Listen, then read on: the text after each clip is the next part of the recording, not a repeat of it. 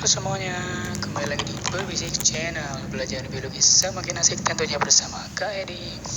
Nah ini prediksi UTBK lagi ya untuk persiapan UTBK 2021 ya. Jadi di sini ini nomor 3 ya. Langsung aja, di sini menanyakan yang bukan ciri dari tumbuhan Coniferophyta. Sebenarnya kalau kamu ketemu kata-kata Coniferophyta itu sudah cukup terkenal sebenarnya ya. Coniferophyta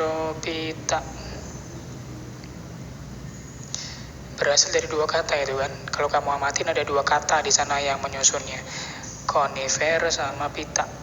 Maksudnya tumbuhan konifer. Berarti ini nama lainnya adalah tumbuhan konifer. Tumbuhan konifer kayak gitu ya. Nah, tumbuhan konifer ini apa sih Kak ciri khasnya dari tumbuhan konifer ini? Ciri khasnya apa sih gitu ya? Ciri khasnya apa? Kalau kamu ketemu tumbuhan konifer, maka ciri khasnya yang pertama adalah dia memiliki daun yang sempit. Ciri khasnya dia tuh. Kemudian daunnya berbentuk kerucut. Bahkan kayak punya duri gitu loh, ujungnya tuh seperti duri gitu. Nah itu dia ciri khasnya kalau udah ngomongin Coniferophyta. Makanya di sini kan pertanyaannya yang bukan ya. Kalau kamu amati di sana itu dia menanyakan yang bukan. Ya fokus menanyakan yang bukan. Berarti yang salah. Sedangkan kita sudah menemukan dua jawaban yang benar nih. Daun sempit sama berbentuk kerucut. Itu ciri khasnya. Berarti yang ini benar. Yang opsi C. Opsi E juga benar. Nah, kita cari yang salah ya. Ingat, cari yang salah. Fokus ya. Cari yang salah. Nah, kemudian kita bahas lagi. Coniferophyta ini sebenarnya golongan siapa sih, Kak? Gitu kan. Dia golongan siapa sih? Coniferophyta ini sebenarnya merupakan golongan dari Gymnosperma. Kamu tahu nggak?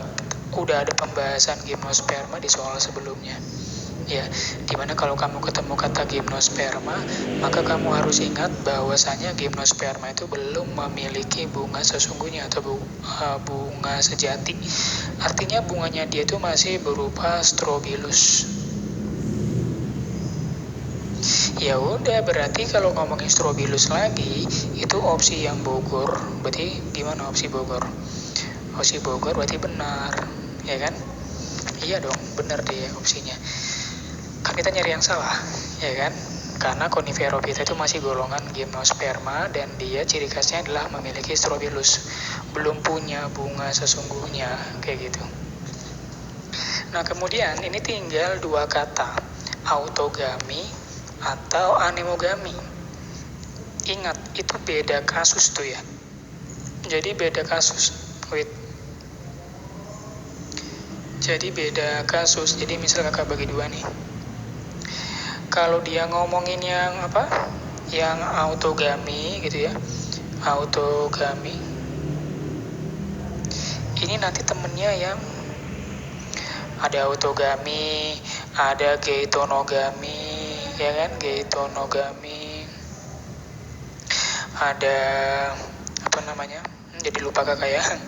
Autogami, geitonogami, allogami ya. Allogami sama hibridogami.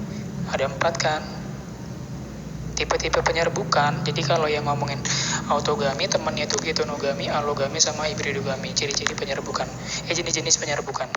Kalau yang ini agen penyerbukannya kan ada namanya anemogami.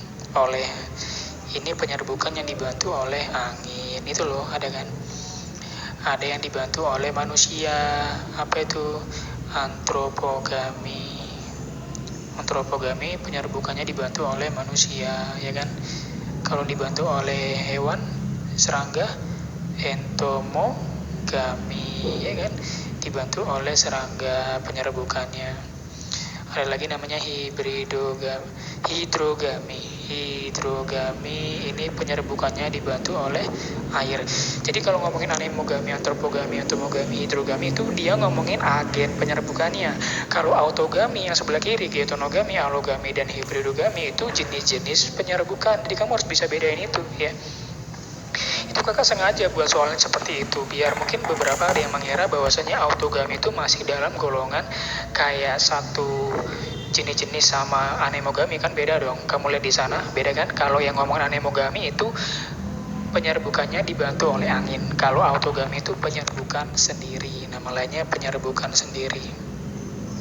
Kalau ini tetangga, penyerbukan tetangga. Pernah kan belajar ini? Di SMP juga ada. Penyerbukan silang. Ini penyerbukan bastar. Ingat ya, kalau yang namanya gimnosperma, ciri khas dari gimnosperma, kakak tambahkan lagi di sini. Ciri dari gimnosperma, dia kan belum punya bunga sejati kan. Bunganya masih strobilus. Dan ciri khas lain dari gimnosperma adalah dia berumah dua. Atau nama lainnya apa? Dioseus. Karena rumahnya dua atau jantan dan betina terpisah, maka otomatis mereka harus bertemu dong untuk proses kawinnya atau proses penyerbukannya. Contohnya kayak pinus tuh. Pinus itu memiliki bentuk jantan yang bisa terbang. Bukan terbang sih, struktur seperti sayap untuk memudahkan dia terbawa angin. Makanya sebagian besar gimnosperma itu dia penyerbukannya dibantu oleh angin. Kalau gimnosperma ya. Sedangkan autogami karena dia penyerbukan sendiri. Kenapa dia bisa melakukan penyerbukan sendiri? Ya karena dalam satu bunga itu ada jantan dan ada betina. Atau nama lainnya bunga sejati. Itu kan kalau gimnosperma namanya berumah dua. Kalau angiosperma kebalikannya. Dia berumah satu. Paham ya, berumah satu ya, atau nama lainnya monoseus. Kalau berumah satu maksudnya jantan dan betina itu satu rumah. Karena satu rumah ya kalau dia mau kawin ya kawin aja langsung. Artinya dalam satu bunga itu bisa melakukan penyerbukan sendiri. Paham ya? Karena dia berumah satu, rumahnya cuma satu nih. Jantan betina kan dalam satu bunga, ya udah penyerbukan sendiri dalam satu bunga gitu kan, namanya autogami. Kalau dia berumah dua, dioseus kan jantan betina terpisah. Karena terpisah berarti dia harus menggunakan agen penyerbukan. Boleh dibantu oleh manusia, boleh dibantu oleh angin, air, dan sebagainya gitu guys ya. Jadi kita jawabnya yang mana nih?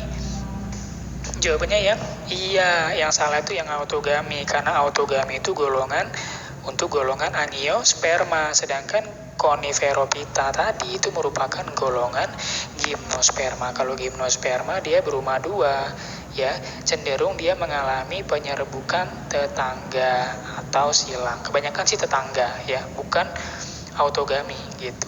Dan anemogami itu merupakan ciri khas atau salah satu ciri khas dari jenis penyerbukan oleh tanaman gimnosperma. Ingat Coniferophyta itu merupakan golongan gimnosperma. Contoh konifera apa kak? Konifera cemara ya, pinus, kebanyakan cemara sih ya. Oke guys, itu merupakan soal prediksi UTBK 2021 ya, versi BBC Channel. Kalau kamu masih ada yang bingung silahkan tinggalkan di kolom komentar. Jangan lupa untuk berikan tombol like ya, biar kakak makin semangat nih buat soalnya ya kan. Dan juga jangan lupa bagi yang belum subscribe silahkan klik tombol subscribe-nya. BBC Channel, belajar biologi semakin asik tentunya bersama Kak Edi.